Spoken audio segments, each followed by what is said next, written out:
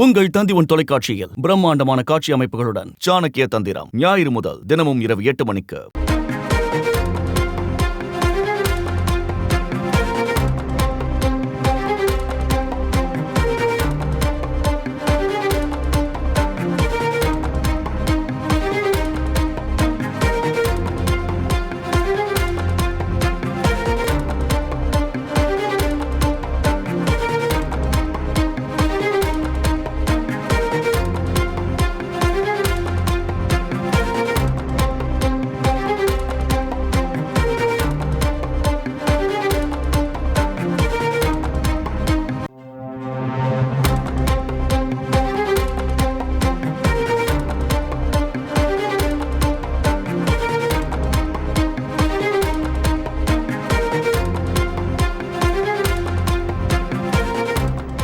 அண்மைச் செய்தி.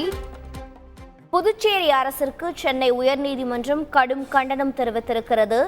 வேண்டியவர்களுக்கு புறவாசல் பணி நியமனம் அளித்து வாக்களித்த மக்களுக்கு ஏன் துரோகம் செய்கிறீர்கள் மற்றும் ஏமாற்றுகிறீர்கள் என்று புதுச்சேரி அரசிற்கு சென்னை உயர்நீதிமன்றம் கண்டனம் தெரிவித்திருக்கிறது. விவரங்களை செய்தியாளர் சுரேஷ் வழங்கிட கேட்கலாம். சுரேஷ், வணக்கம். புதுச்சேரி அரசிற்கு சென்னை உயர்நீதிமன்றம் கண்டனம் தெரிவித்திருப்பதன் காரணம் என்ன?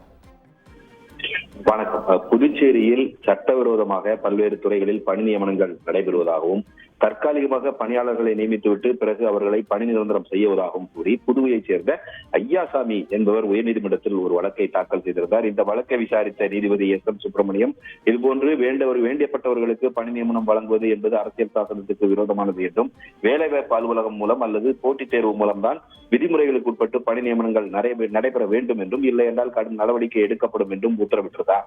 ஆனால் இந்த உத்தரவை மீறி பல நியமனங்கள் சட்டவிரோதமாக நடைபெற்றுள்ளதாகவும் 52 துறைகளில் இதுபோன்ற நியமனங்கள் நடைபெற்றுள்ளதாகவும் அதனால் கருணை அடிப்படையில் தங்களுக்கு கிடைக்க வேண்டிய வேலை வாய்ப்பு பறிக்கப்பட்டுள்ளதாக கூறி கோபிக்கண்ணன் என்பவர் உட்பட 10 பேர் நீதிமன்ற அவமதிப்பு வழக்கை தாக்கல் செய்திருந்தார்கள்.